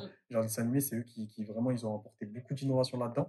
D'ailleurs, est-ce que tu as déjà vu la carte mentale de tout l'écosystème Disney? Non, mais c'est une dinguerie. Franchement, ils achètent tout ce qui bouge, ils achètent, on dirait. Est-ce qu'ils l'ont dessiné? T'as vu le dessin, là? Ouais, j'ai vu le dessin mais qui ressemble même pas à Mickey avec les 3 ronds en haut. Non, c'est genre un espèce de dessin avec tout le fonctionnement de comment tu vois la partie parc d'attraction est en lien avec la partie film, tu vois, avec les flux et tout. Faut que je te retrouve ça parce que c'est énorme. Ils sont trop chauds, franchement. Mais Walt Disney, moi, j'aime beaucoup. Même si, bon, après, j'adhère pas à toutes ses idées ou quoi, tu vois. Mais j'aime beaucoup ce qu'il a apporté. Tu vois, tous les gens qui ont innové dans quelque chose, tu vois, il est arrivé, il a dit, mais pourquoi il n'y a pas de dessin animé où il y a des voix et tout? Hop, il est arrivé, il a fait, tu vois. Pourquoi il n'y a pas un parc d'attraction où les gens, ils viennent, ils s'amusent? Allez, hop, il a fait, tu vois. Et moi, j'aime trop ce côté-là. Et en fait, sa première équipe, quand il a fait le parc d'attraction à Disneyland, il s'appelait les Imagineers. Genre, vraiment, c'était en anglais, donc il y avait 2 E à la fin, tu vois. Et en gros, c'était un mélange d'imagination et d'ingénieur. Tu vois, c'était ça, tu vois. Et moi, j'ai trop aimé le concept. J'ai dit, en fait, moi, je suis ingénieur. Moi, je veux vraiment qu'Imaginers, on est de l'imagination de fou, vraiment, que les gens, ils arrivent, ils ont des idées, etc., tout ça. Et du coup, je me suis dit, bon, let's go. Je vais appeler ça Imaginers, mais cette fois en français, donc juste ERS, tu vois. D'accord, Et du coup, c'est pour ça que même maintenant, on nous appelle les Imaginers, etc., tu vois. Donc, les Imaginers, du coup, c'est ta boîte et c'est du coup les personnes qui la composent. C'est ça, ouais. Donc ton équipe et aussi tu fais appel à des créateurs. Ouais, c'est ça. Ouais. Alors ça, c'est une autre partie, peut-être qu'on en parlera après quand on reviendra. Ouais, carrément. Mais du coup, là, on en était au côté voilà, où je suis passé de seul à plusieurs. Donc, en fait, au tout début, j'avais The Imagine Studio, donc je ramène pas de clients, etc. Et quand j'ai vu qu'il y avait l'aide du coup de l'État, parce que tu vois, quand tu te lances avec 500 €, faut user de tout, tu vois, tous les systèmes D, etc. Tout ça. Faut être ingénieux. C'est ça, en fait, oui, exactement. Et du coup, j'ai vu qu'il y avait l'aide de l'État. Et là, je me suis dit, let's go. Je vais prendre l'aide de l'État. En plus, je crois que c'était 8 000 € l'année, etc. Donc, je vais prendre une apprentie. Donc, au début, j'ai pris une apprentie. C'était un commercial. Il faut parce que je pensais justement que c'était le commercial qui me fallait en premier, alors que je pense que j'aurais dû l'apprendre, genre, la même personne, mais en gros, peut-être un peu plus tard et prendre des créatifs avant, parce que c'était le cœur de métier. Mais Ah justement, oui. ça, c'était un truc parce que j'étais jamais allé dans une agence de vidéo. Donc, je savais pas c'était ça le cœur du truc. Et après, on a commencé à avancer, on a commencé à avoir plus de références, plus de trucs, etc. Tout ça. Et une fois qu'on a eu ça, j'ai recruté du coup une autre personne. Donc, c'était pareil, c'était en business développement là, pour cette fois. Et ensuite, ma DA, du coup, là, maintenant, on est quatre. Ok, quatre dans l'agence, là. excellent, excellent.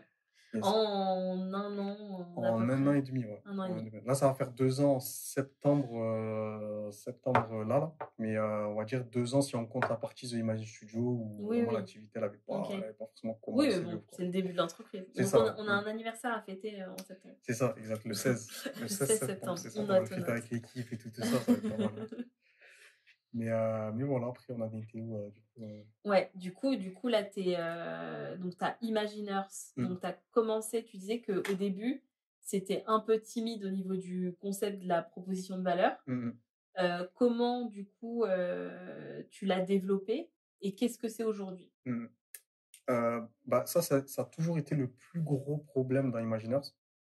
C'est que quand tu arrives dans un milieu super concurrentiel, comme la vidéo, tu es obligé d'avoir une proposition de valeur qui est super forte. C'est pas comme quand tu arrives dans un milieu qui est vierge encore, parce que vu qu'il est vierge, c'est toi un peu qui dicte un peu la loi. Donc si tu arrives, tu dis juste, c'est ça, tu vois, si tu arrives, tu dis juste, je fais de la vidéo, c'est ça et c'est fini, quoi. Genre, vous êtes 3 dans le marché, c'est fini. Alors que là, le milieu de la vidéo, c'est super concurrentiel. Et du coup, fallait se démarquer. Donc, il n'y avait pas le choix. Franchement, fallait se démarquer. C'était obligatoire. Et pour ça, on a testé mais beaucoup de propositions de valeur. C'est un truc de fou, franchement. Genre, et je pense que l'erreur que j'ai faite, c'est que je me suis pas fait accompagner. Alors que j'aurais dû, je pense, dès le début, je sais pas, même sur LinkedIn, maintenant que je commence à avoir un peu de réseau, dire qui échoue en vidéo, qui a déjà de l'expérience en agence vidéo, et quitte à s'associer avec la personne, en fait. Et je pense qu'on serait allé 10 fois plus vite, je pense. Mais vraiment 10 fois plus vite. Alors que là, j'apprenais tout en... Et rien que les échanges, les conversations. Moi, je sais que tout au long de mon aventure entrepreneuriale, ça fait 4 ans, là, et genre, je posais les questions aux gens, j'allais voir les gens. Et c'est aussi pour cette raison que je lance le podcast. C'est parce que le pouvoir, rien que de discuter avec les gens qui te disent « Ah oui, mais moi, j'ai fait ça. » Et puis, on le voit tous les jours, nous, quand on échange. Genre, il y a des trucs tout seul, on voit pas parce que t'es la tête dans le guidon, comme tu disais, tu vois. Et finalement, en fait, quand tu t'ouvres et quand tu vas parler aux gens, etc., ça te fait avancer de fou. Le nombre de fois où j'ai parlé avec toi, où ça m'a grave aidé, où je me suis dit, mais elle a raison, il faut faire ça, faire ci, etc. Non, mais franchement, ça aide de ouf. Et ça, c'est un peu le problème que j'ai pas fait au début. J'étais vraiment dans ma grotte, j'étais dans ma chambre. Genre, je qualifiais personne, je faisais tout en autodidacte. Tu vois, genre, c'était vraiment, j'ai lancé le truc seul. Et je pense que j'aurais dû peut-être soit m'associer ou soit m'entourer de plus de personnes qui avaient déjà travaillé en agence, pour me dire au moins les petits trucs que c'est pas des petits trucs, tu vois, comme les process, comment on trouve des clients en agence vidéo, comment on les sert. Et ça, tout ça, ça a été que au tout début de l'autodidacte. Et après, j'avais pas le choix. Là, après, j'ai regardé tous les podcasts, lu tous les podcasts, etc. Et je parlais à des gens qui ont travaillé en agence, etc. Et c'est là où j'ai commencé à comprendre, ah ok, donc c'est comme ça que ça marche une agence vidéo. Donc j'ai commencé à faire les trucs de façon logique, etc. Et vu que j'étais dans un domaine concurrentiel, du coup ma proposition de valeur, elle n'était jamais claire. Au tout début, j'ai voulu dire, oui, nous on fait des vidéos comme au cinéma, des vidéos en 16:9, etc. Flop, ça n'a pas marché. Deuxième, on fait des vidéos où là on utilise l'intelligence artificielle et tout. Ça n'a pas marché. Et ça, c'est pas que ça n'a pas marché, parce que je pense que ça aurait pu marcher, parce qu'on était dans l'ère des... Il n'y a pas longtemps, à peine tu disais que tu es une startup dans l'IA, tu levais 1 million, tout ça, tu vois. Mais je crois que c'est l'exécution qui n'était pas bonne. Et même, en plus, c'était pas que c'était pas vrai, mais en fait, on faisait appel à un logiciel qui mettait de l'IA, mais c'est pas nous qui avions développé le logiciel, tu vois. Mais on disait, on faisait des vidéos pour ça. Flop, ça n'a pas marché. Et je pense que toi-même, tu as dû le voir, parce que le nombre de fois où j'ai changé mon site internet, je crois que même toi, c'est clair. Je l'ai changé. Et une nouvelle version. Mais il n'y avait pas une nouvelle version déjà il y a 1 mois. Mais grave, non, mais franchement, je faisais toute une version parce que je voulais, justement, genre, vu que j'avais pas le réseau, moi, c'est genre, quand tu as du réseau, en vrai, ton site, c'est pas que c'est en bonus. Mais en gros, voilà, genre, il est là pour juste montrer ce que tu fais, tu vois. Alors que moi, on va dire, les gens ne me connaissaient pas. Ouais. Donc, j'avais pas Donc, ils forcément vont le le découvrir réseau. sur le site. Donc, C'est faut que ça, ce tu vois, soit genre exactement. chirurgical, quoi. C'est ça, faut que quand ils viennent sur le site, c'est en mode, je comprends sa position de valeur Mmh. et je sais ce qu'il propose. C'est tout, tu vois. Genre, même si ça fait 2 lignes, mais au moins qu'il comprend ce que je propose.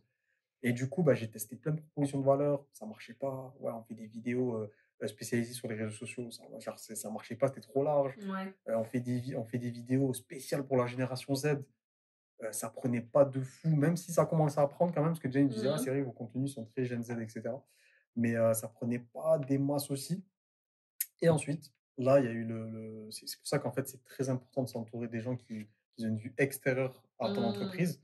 Parce que c'était super. Maintenant, je vais te le dire, c'est une logique de ouf, hein. Mais franchement, moi, j'étais tellement de tête dans le guidon que je me suis dit, Ah non, mais il y a des trucs ultra simples qu'on voit pas. non, mais Non, mais carrément. Moi, comme l'a dit, je me suis dit, eh, mais tu sais que t'es pas bête, toi. Mais franchement, limite, j'allais même pas dire ça, j'allais dire, mais Nadine, j'allais me regarder dans le miroir, j'allais dire, mais tu sais que t'es bête, c'est Nadine. En vrai, tu vois, en gros, c'est ce que je te disais tout à l'heure. On avait une vidéo pour Conto, mmh.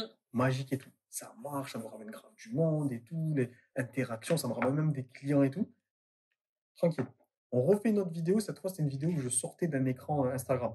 Mmh. Donc, je sortais de l'écran, elle marche grave, elle marche, on reçoit des petits leads de par-ci par-là, les gens me disent, ah, vos vidéos, elles sont trop lourdes et tout, c'est trop bien, etc. On refait notre vidéo, cette fois, c'était avec Tommy Hilfiger, je crois. Tommy Hilfiger ou H&M, je sais plus. Mais Mmh. on fait avec eux. Genre, c'était pas nos clients, mais on le faisait comme ça, tu Oui. vois. Ça marche pareil. Mais moi, dans ma tête, ça ne faisait pas tilt que, ouais, Lazune, en fait, tu devrais miser sur ce type de contenu, en fait, le contenu que ne font pas d'autres agences. Parce que quand je regarde dans les agences, Ah il n'y a oui, pas bah beaucoup oui. d'agences qui prennent trop de risques comme ça dans la créa. C'est vraiment Mmh. tout le temps les mêmes créas, etc. Tout ça. C'est pour ça que nous, on dit souvent qu'on va accompagner les marques qui vont devenir la référence de leur secteur, en fait. C'est que pour Mmh. pas ressembler aux autres, vraiment devenir la référence, tout ça, ça. Et de là, je crois, c'était ça s'est fait au compte-gouttes, ça s'est fait petit à petit, hein. Mmh. J'ai eu un appel avec quelqu'un qui me disait ouais, vos vidéos elles sont vraiment top et tout, tout ça, tout ça. Bah, je pourrais en avoir une comme ça. Je réfléchis. Je me dis, ah, mais j'ai jamais fait de vidéo comme ça pour mes clients. Tu vois, mes clients, c'était toujours des vidéos standards, tu vois. C'était vraiment des vidéos qui étaient très quali, Ah! mais c'était jamais des D'accord. vidéos où ça jouait vraiment sur. On surprend la personne, que ce soit avec la Oui. comédie, la lumière, le décor ou la magie, Ouais. etc. Tout ça. Mais jamais, c'est toujours, on prenait le minimum de risques. C'était en mode, vous voulez des performances? Mmh. Ok, d'accord, on va faire une vidéo où au début, il y aura un hook, comme fait tout le monde, voilà, tout Mmh. ça. Il y aura Et ça, du coup, ça. ça a fonctionné en termes de performance, ça a fonctionné, etc.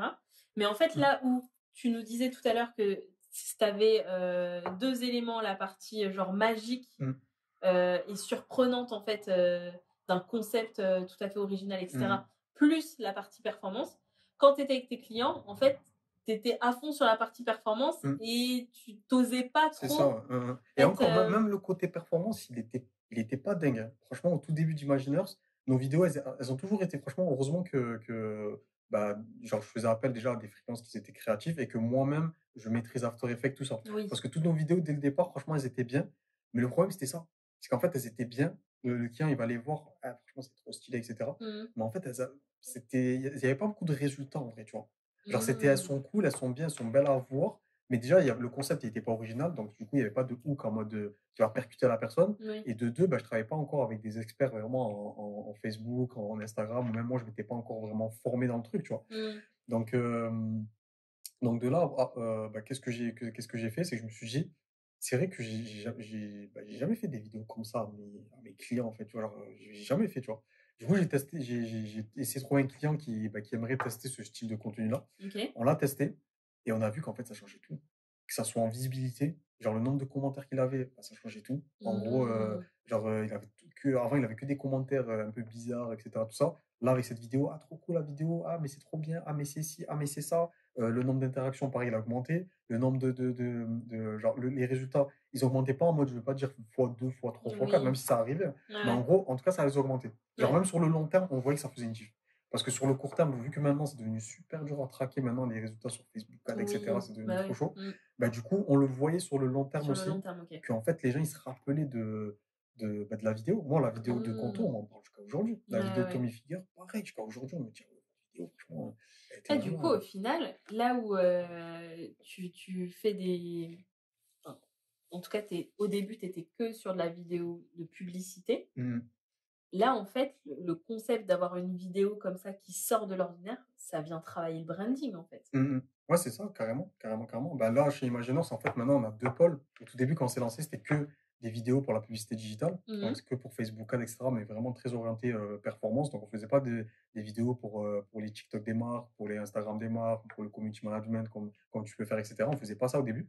Et là, du coup, il y a pas longtemps, bah, en fait, on a créé un deuxième pôle. Donc là, on a le Imagine Ads. Donc ça, c'est vraiment là où on imagine toutes les vidéos, on crée les vidéos pour la publicité en ligne. Donc là, c'est très axé performance. Donc même si on essaie tout le temps de trouver le concept qui va faire mouche pour que ça travaille le branding, que ça travaille la rétention de la marque et même le taux de mémorisation. Tu vois, genre, ça c'est super important. Et ensuite, bien sûr, bah, les performances, ça c'est du sûr. Tu vois. Pour nous, dans ce pôle-là, c'est le first. C'est vraiment ce qu'on veut en premier, c'est les performances.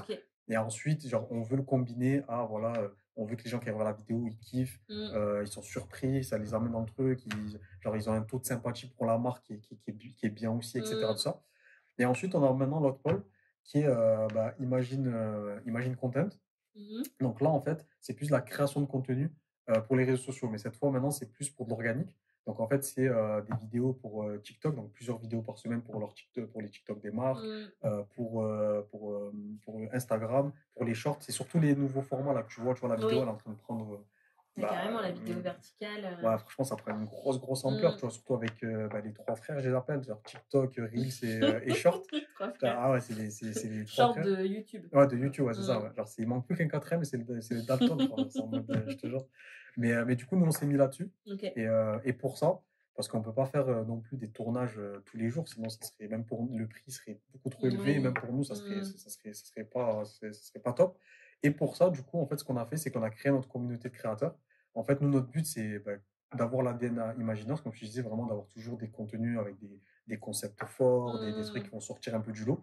Et pour ça, en fait, on sélectionne vraiment les créateurs de contenu les plus talentueux et créatifs des réseaux sociaux. En fait, c'est vraiment, on reste sur Instagram. Dès qu'on voit quelqu'un, il est bon et que voilà, c'est pas un influenceur non plus, parce que je crois que les gens maintenant, même si maintenant les influenceurs, ils disent créateurs de contenu, mais il y a vraiment deux choses différentes. Tu vois, genre, c'est influenceurs, c'est des gens qui utilisent leur communauté pour influencer, voilà, pour faire vendre des produits, c'est ça, tu vois, ils ont une communauté, etc. exactement, tu vois. Alors qu'un créateur de contenu, c'est quelqu'un qui crée du contenu vraiment, qu'il ait 1 ou 10 abonnés ou 1 million d'abonnés. Mais en fait, c'est quelqu'un qui crée du bon contenu, on va dire, tu vois.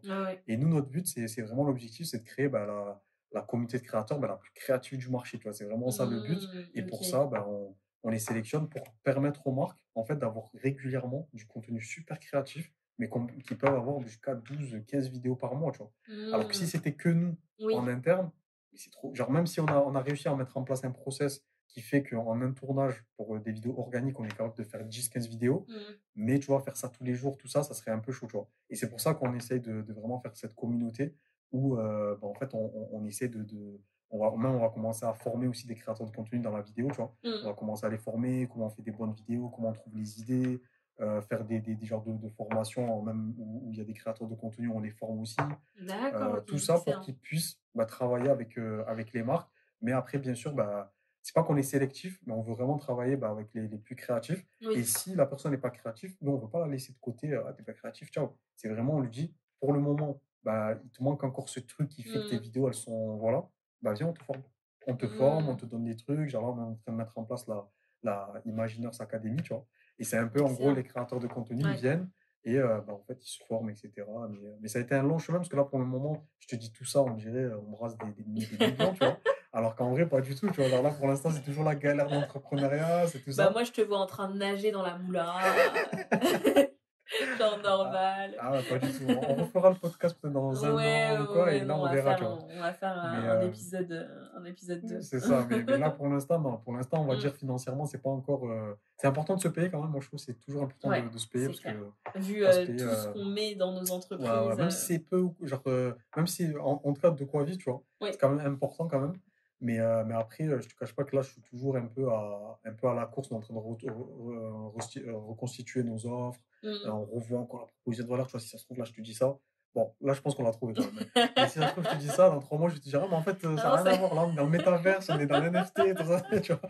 Mais non, bon, après, de toute façon, c'est comme ça. C'est tu testes, tu vois ce qui marche pas, tu pivotes. Enfin, de toute façon, les entreprises, les entrepreneurs font que ça. C'est-à-dire que tu pivotes jusqu'à trouver le truc qui. Et encore, même quand tu as trouvé le truc, il ne faut pas trop dormir sur tes acquis parce que du coup, il y a peut-être dans l'écosystème quelque chose qui change, dans le comportement des utilisateurs, etc. Et du coup, tu dois repenser et du coup, il faut vraiment avoir cette agilité d'esprit de se dire, ben voilà, là, je reste à l'écoute de mes clients et à l'écoute de leur communauté et du coup, j'arrive à chaque fois faire le bon move, Non, mais quoi. carrément, carrément, carrément. Non, mais c'est trop ça. Je pense que ça va encore. Je pense que là, on a à peu près trouvé, tu vois. Mais en tout cas, on va essayer de travailler là-dessus. Et là, il y a de beaux projets qui arrivent. Je pense que la communauté, là, on l'a lancée il n'y a pas si longtemps et on commence déjà à avoir des bonnes offres. Il y a plein. Parce que l'avantage, c'est que déjà sur LinkedIn, ils ont vu ce qu'on était capable de faire. Oui. Tu vois, c'est pas comme si on arrivait de nulle part. Oui, on veut devenir la communauté la plus créative du marché. Ouais, mais vous êtes qui, en fait, tu vois. Alors que là, on le dit.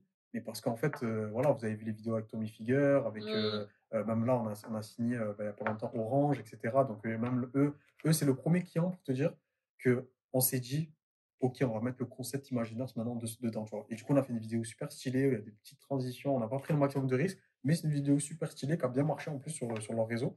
Et là, du coup, ça commence comme ça. Et j'espère que ça va le faire. Et, carrément, carrément.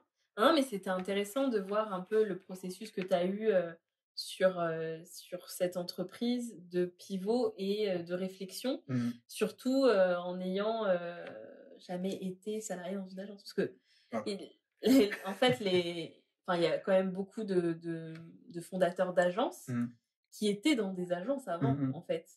Normalement, c'est le parcours normal, en fait. Exactement. Où moi, j'ai été dans un cabinet conseil au début, mais sinon, j'ai été du côté client. Donc, du coup, je travaillais avec les agences, donc je voyais un peu ce qu'ils faisaient, etc.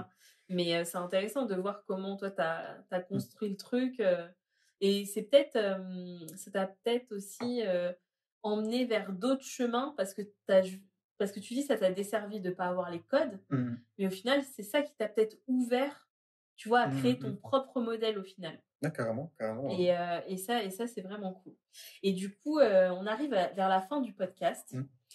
Et j'avais une dernière question sur... parce qu'en fait, on a vu que depuis tout petit, du coup, t'es un créateur, un inventeur fou, etc.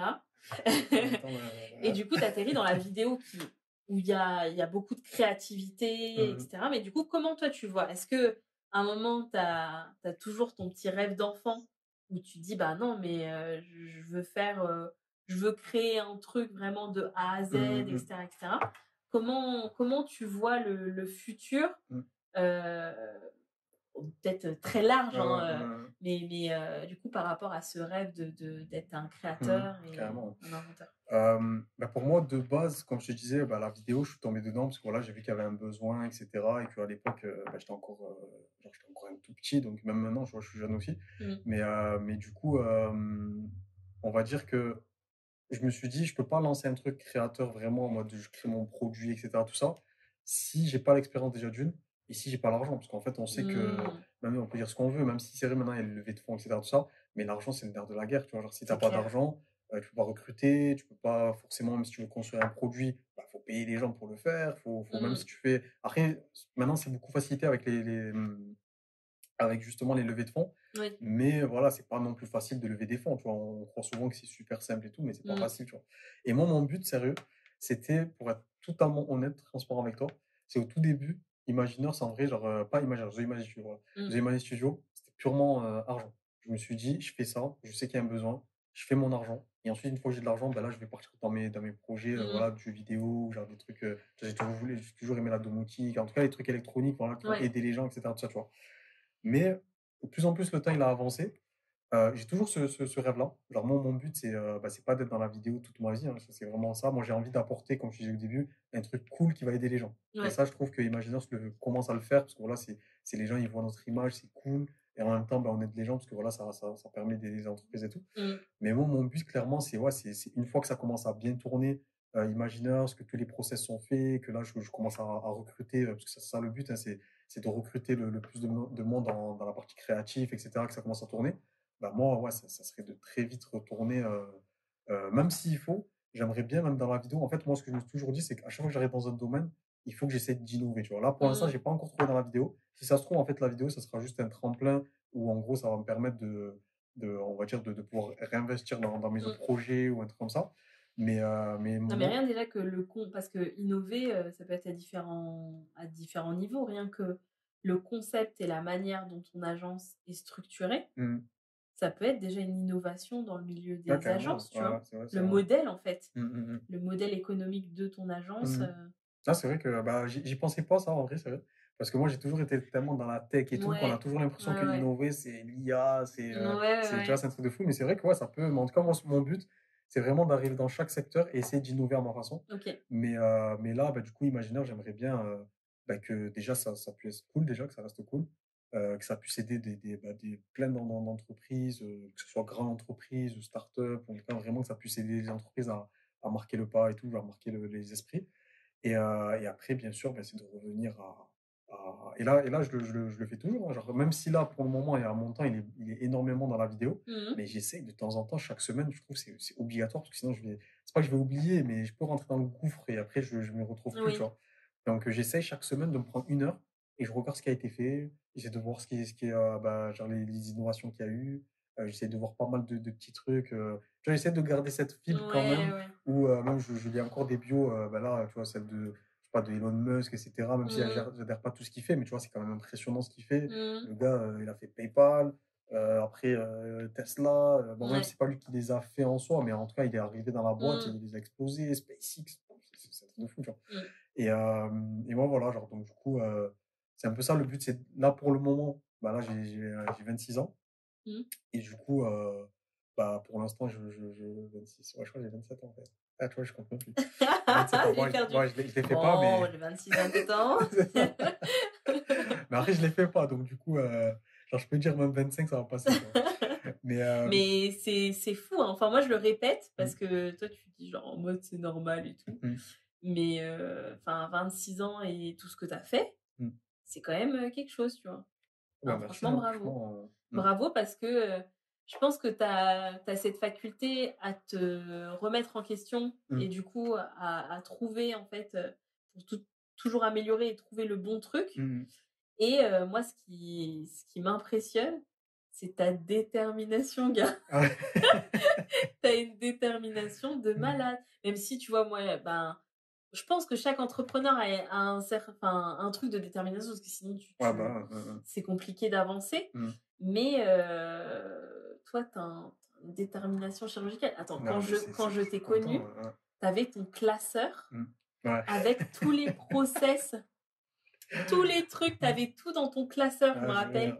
Tu sortais ton classeur et tout. Et moi, j'étais venue, je disais, mais gars, tu connais pas Notion? Pourquoi t'as un classeur? Mais grave, je te jure. Et grâce à toi, je passe à Notion maintenant. Je te jure, toute mon équipe est sur Notion. Alors qu'avant, j'avais un gros classeur, il y avait tous mes process. Dès que je me trompais quelque part, il faut que je réimprime le truc. Franchement, j'étais trop lancé. Ah ouais, trop lancé alors que t'étais plus jeune que moi. Mais franchement, mais grave. Non, mais je pense qu'on a tous la détermination, parce que même, je pense qu'on le voit pas soi-même, la détermination. Parce que moi, exemple, je la vois pas, tu vois. Genre, je le vois quand même, je me dis, oui, quand même, je suis déterminé, tu vois. Mais je te promets que des fois, genre, je suis tellement au plus bas que je me dis, ouais, mais Lagine, en fait, t'es pas déterminé. Et, tu vois, et moi, quand je te vois, mais c'est pareil, en fait. Moi, quand je te vois, je me dis, t'imagines, elle a 2 ans, 2 enfants, ça fait. Elle a 2 enfants, voilà, mère de famille, etc. Tout ça, elle fait tout ça. C'est un truc de fou, tu vois. Mais comme toi, tu vois, des fois, j'ai des moments down et je me dis. Puis je me dis, ouais, ça fait 4 ans. Je suis pas arrivée où je voulais arriver. Enfin, non, mais c'est vrai. Hein, c'est ça, tu vois, on a toujours des moments comme ça, périodes, mais je pense qu'il faut prendre du recul. Faut que ça reste des périodes, en fait. Ouais, c'est ça, carrément. Mais il faut prendre du recul, c'est important, parce que moi, exemple, je l'aurais pas vu tout ça, tu vois. Genre, moi, tu me dis, je suis déterminé de ça, parce qu'en soi, pour moi, j'ai pas atteint du tout mes objectifs. C'est pour ça. Alors que je pense qu'il y en a beaucoup qui aimeraient se lancer. C'est pour ça que moi, j'aime bien motiver, comme je dis, les gens, parce que je leur dis, ah, les gars, genre, sans prétention, je suis ingénieur électronique, j'ai lancé une agence vidéo. Je dis pas qu'on fait encore le million, tout ça, mais tu vois, on a commencé de zéro. Mais quand je dis zéro, j'étais tout seul, il y avait rien, 500 € dans le compte, tu vois, genre, il y avait rien du tout. Mais du coup, là, on commence à travailler avec des Orange, donc on travaille avec des Samsung. Là, on commence à avoir des équipes, le concept imaginaire, tout ça. Et je leur dis tout le temps que tout est possible, en fait. Tout est possible, en fait, il faut juste y croire.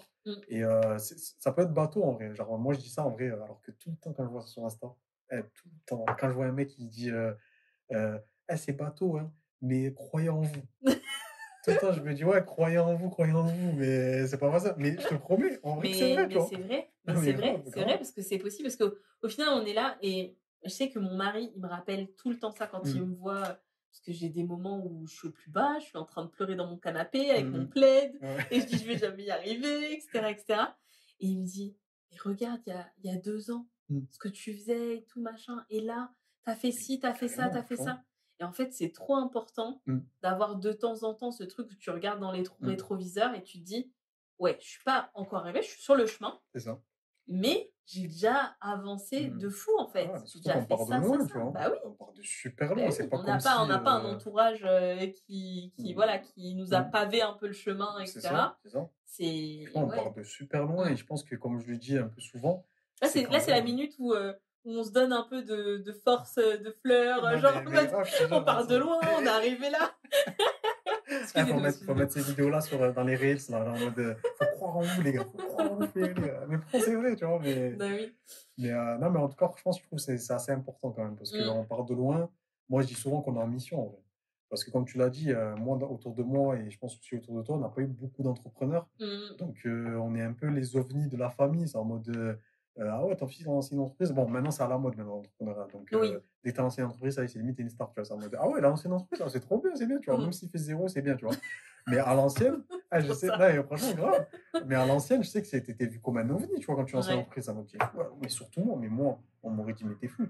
T'as fait toutes ces études, t'as fait 5 ans d'études, t'as fait ingénieur en électronique, t'as travaillé chez Renault, voiture autonome, truc qui conduit tout seul et tout, c'est le futur. Et t'arrêtes, tu lances une entreprise. Mais tu veux quoi? Tu vois, mon père, au début, il comprenait pas. Il me regardait. Il me dit, attends, Adjin, t'as fait ingénieur. On est d'accord? Je dis, bah. Il me dit, attends, t'as fait 5 ans. Je dis, bah ouais. Il m'a dit, tes potes, là, ils gagnent de l'argent déjà, ils sont dans les entreprises. Je dis, bah ouais. Il m'a dit, il comprenait pas, en fait. Il me disait, qu'est-ce que tu fais? Qu'est-ce que tu fais là? Et c'est ma mère qui venait, il me disait, non, mais laisse-le, il va réussir, t'inquiète pas, il va réussir, tu vois. Non, c'est important. Après, maintenant, ça y est, il comprend, mon père, tu vois. Mon père, tout le temps, il m'appelle, il me dit, ah, t'inquiète, ça va le faire et tout ça. Mais c'est vrai qu'au début, elle a eu du mal. Ah ouais, au début, il m'a dit, ah, t'es ingénieur, t'as fait ci. C'est pas comme si tu partais de rien, tu vois. Genre, je suis quand même ingénieur, tout ça. Mais il me disait, ouais, t'es là, t'aurais dû faire au moins. Après, peut-être sur ça, il a raison, je sais pas, mais il m'a dit, t'aurais dû faire au moins peut-être 3-4 ans en ingénieur et t'économises, etc.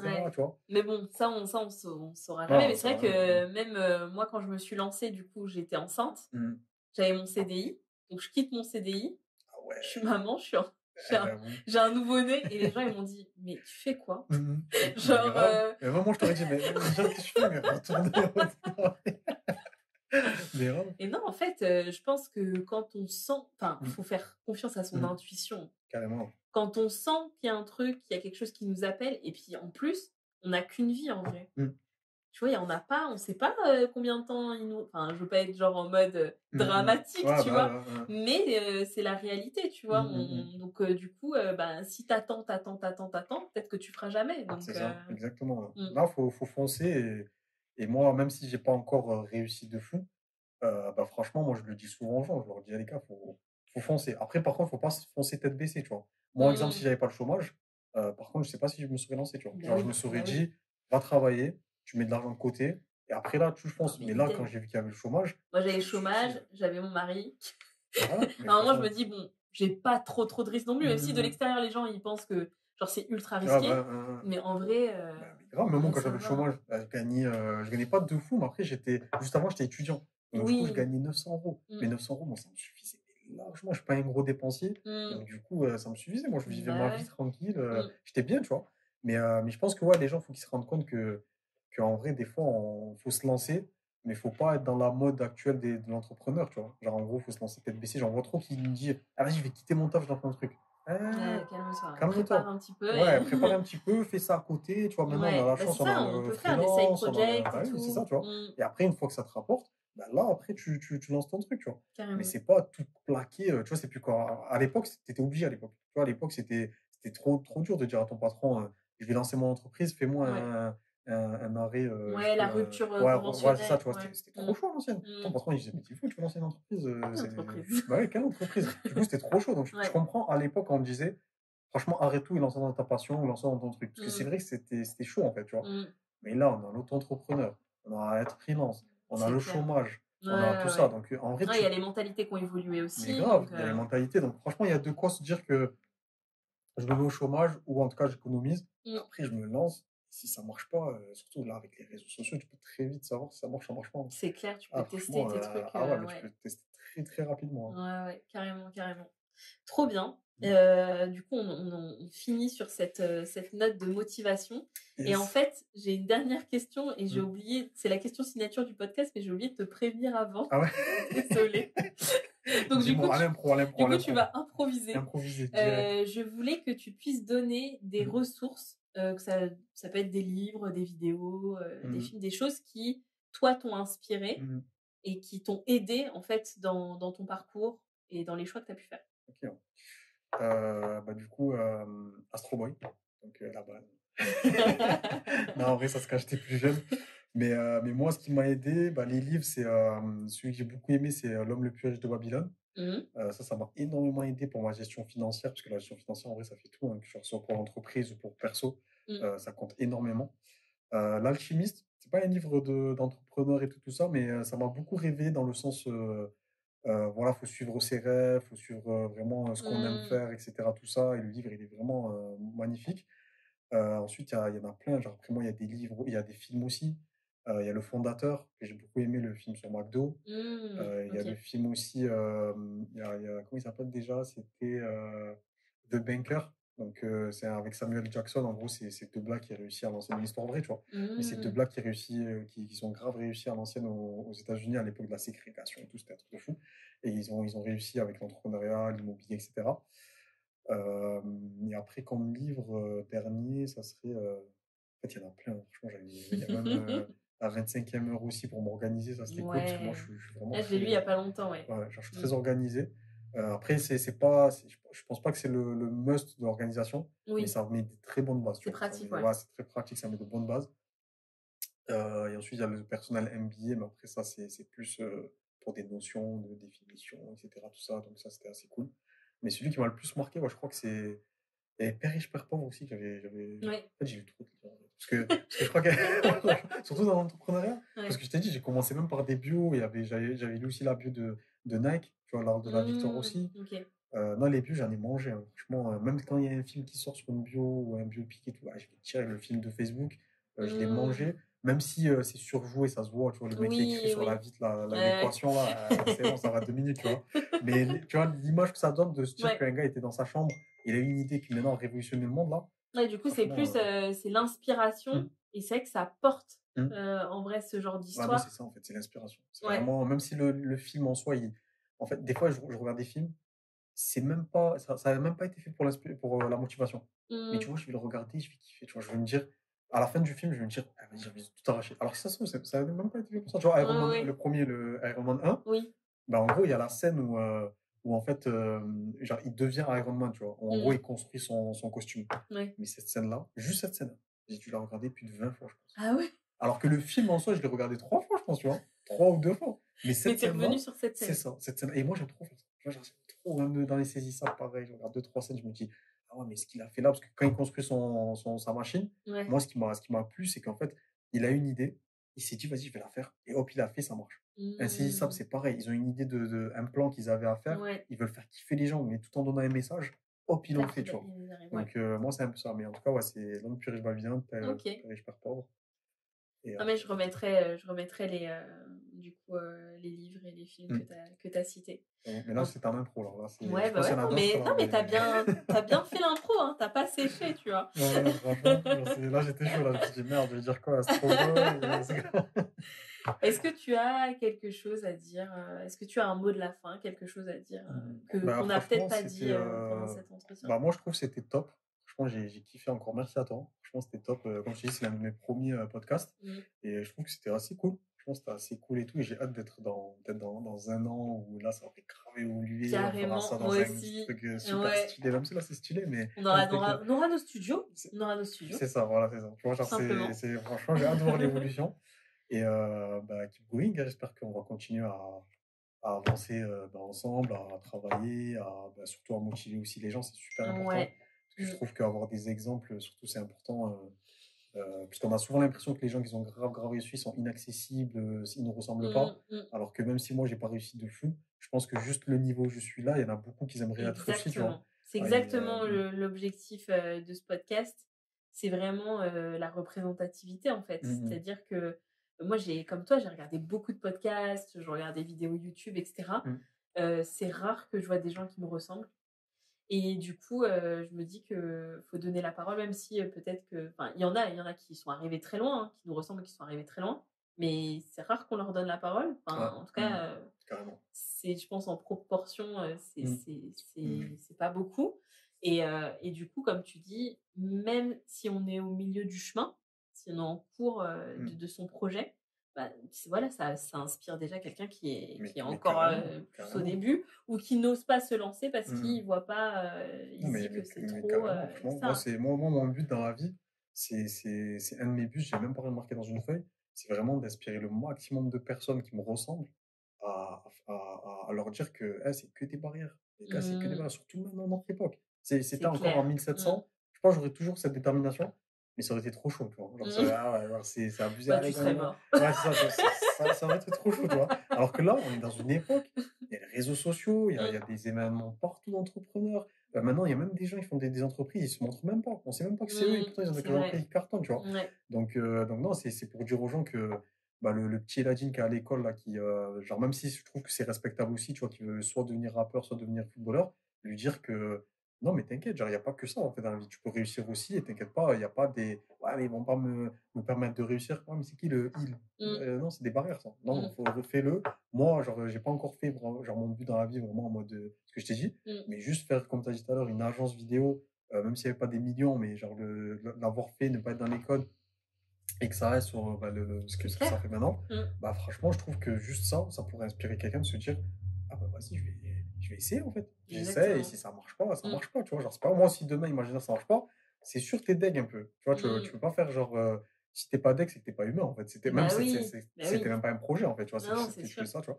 Je serais deg, c'est sûr, mais en fait, je vais me dire, bon, ben, au moins, j'ai essayé.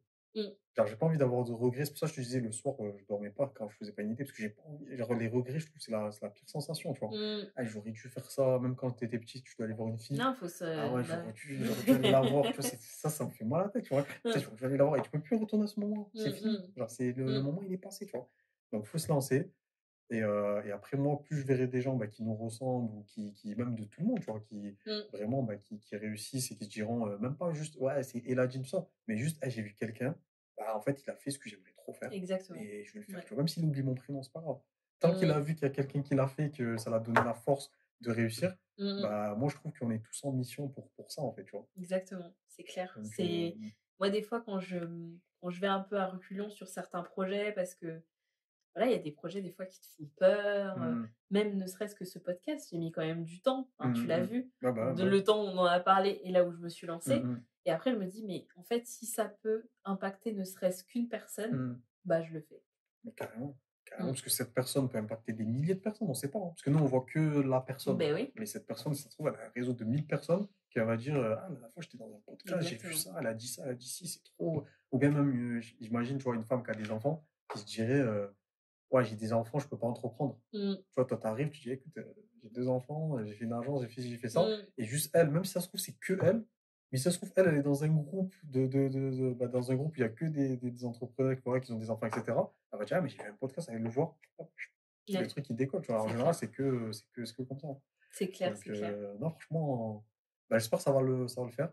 Et très beau podcast, hein. Franchement, c'est cool. Merci beaucoup. Je te remercie. Merci à toi. Pour t'être livré comme ça. On a eu tous les détails de ton histoire. C'est la première fois. Hein. Trop bien.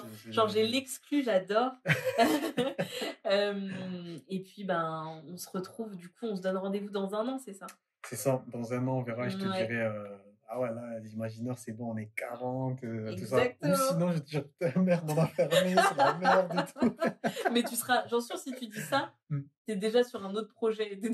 Franchement, il y a moyen. C'est sûr, il y a moyen. Mais en tout cas, j'espère que ça va marcher, que ce soit pour le podcast, ta société, et toutes les personnes qui vont regarder aussi. Hein. Exactement. Merci beaucoup, à bientôt. Merci à toi, à bientôt. Ciao. J'espère que vous avez apprécié cette discussion autant que moi j'ai eu plaisir à interviewer Eladine. Son parcours nous rappelle qu'il n'y a pas d'âge pour aller décrocher les étoiles. Alors fonce! Si tu as aimé cet épisode, abonne-toi vite pour être averti de la sortie des prochains. je t'invite chaleureusement à nous laisser une note de 5 dans les avis Apple Podcast. Tu nous aideras à faire connaître le podcast et peut-être, qui sait, à changer la vie ne serait-ce que d'une personne. À très vite!